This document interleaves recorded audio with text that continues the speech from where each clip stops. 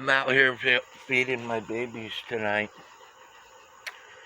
and I didn't have my camera the first time I came out here. And there was 12 or 13.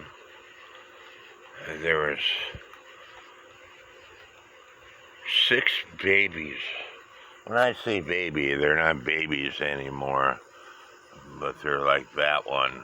You could tell that the coat is newer on it.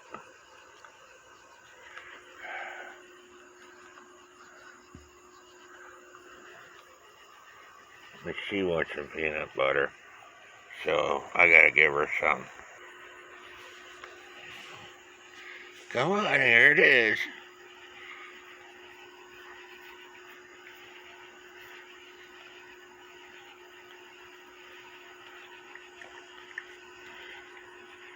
She's not eating as much as she normally eats.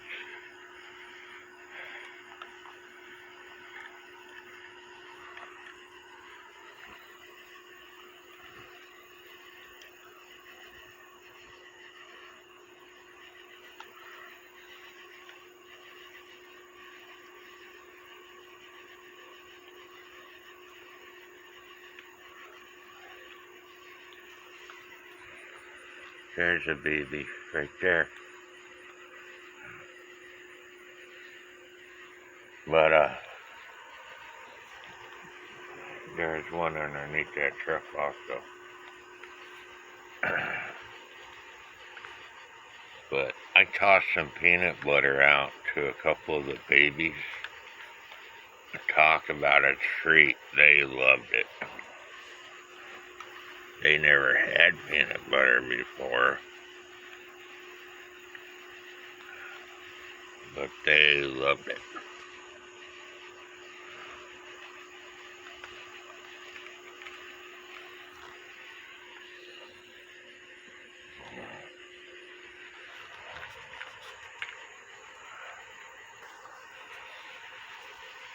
I'd put some peanut butter on a dog food also and try to toss it out so they get it. And there's one older one, because it ate some with peanut butter on it, it going around looking for more. Instead of coming up here and eating some out of a spoon, it's walking around the yard looking for more peanut butter.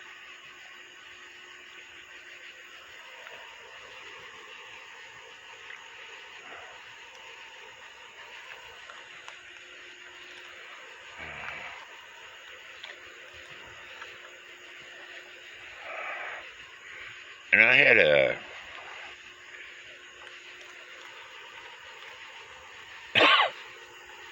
YouTube subscriber / group member / friend of mine who used to be able to feed raccoons all the time. And she told me that they quit coming around, and how did I go about getting them to eat out of my hands. Not all of the raccoons will eat out of my hands. And before my mom died is when I started feeding raccoons, and my mom died in September 2018. And then after she died, shortly after that, my daughter moved in with me, and she had dogs. And the dogs would chase my babies off. So it has been a while since I was able to feed raccoons, partly because of my health.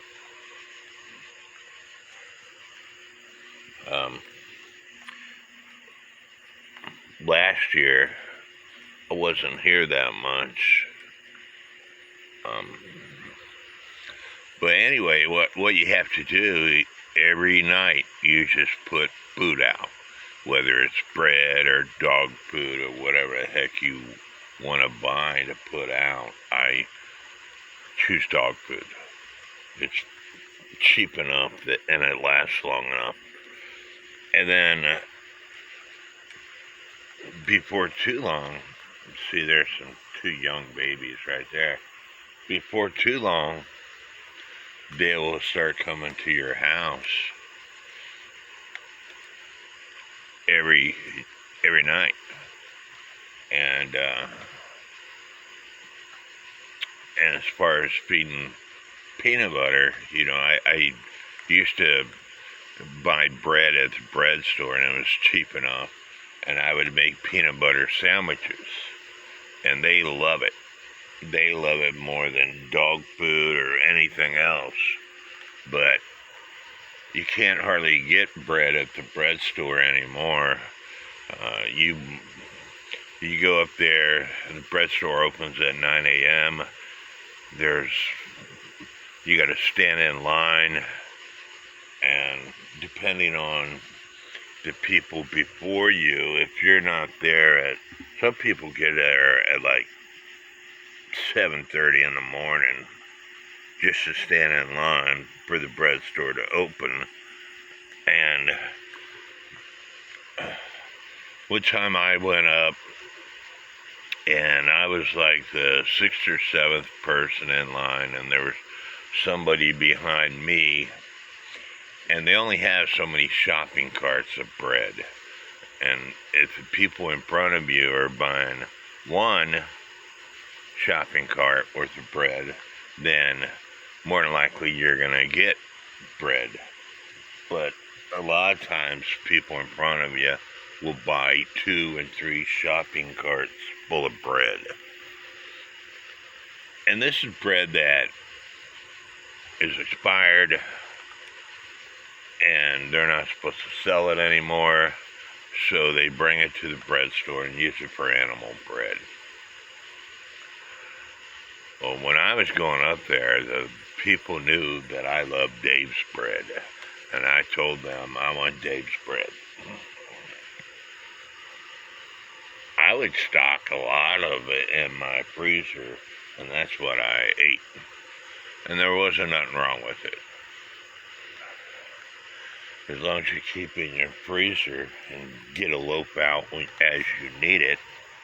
But it's considered animal bread, and you weren't allowed to sell it and stuff like that. But anyway, I made sandwiches, peanut butter sandwiches for them all the time.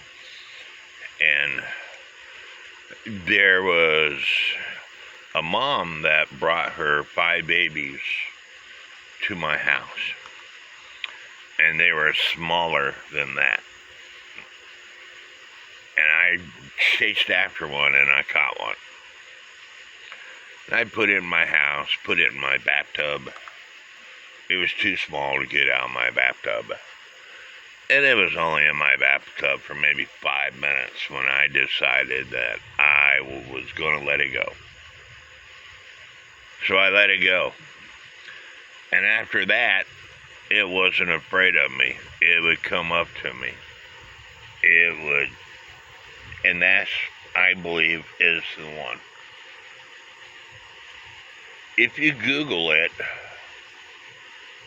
the average lifespan of a raccoon living in the wild, it's only like 2 to 3 years.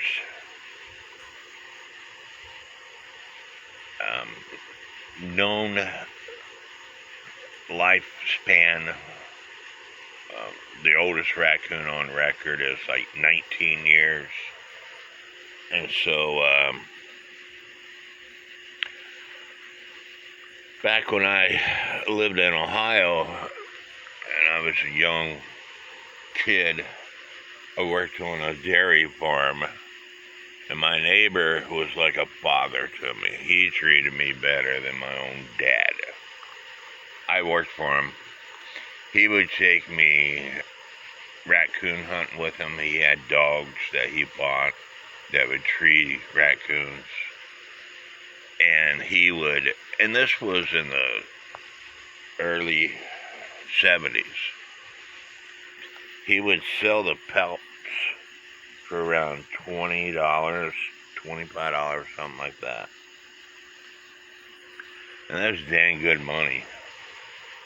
I just Googled it the other day, and a raccoon pelt today sells for around $18, which is not a lot of money compared to the early 70s.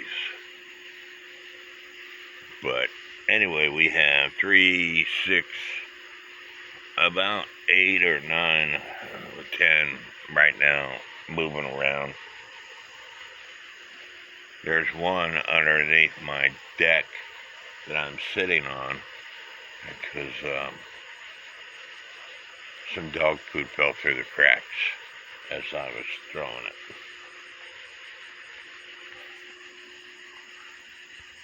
Anyway, I like them. Now, they can be a nuisance.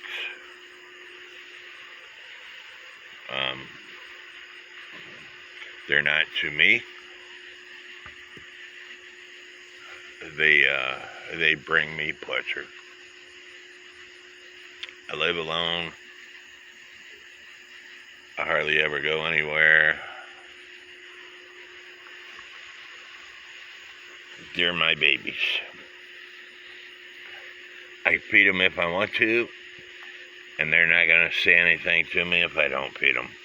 Or they might, but I don't hear them.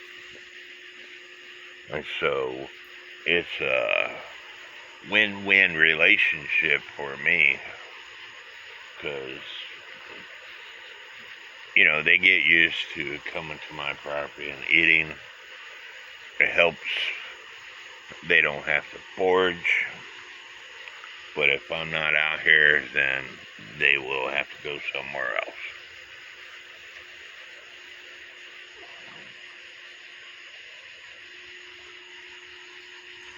And I got peanut butter on that board, and she'd rather come up here and eat it out of a spoon.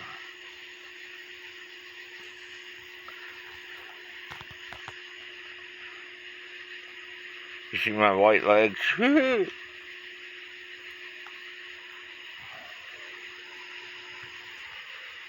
Anyway, I hope y'all liked this video. I hope it brought you pleasure.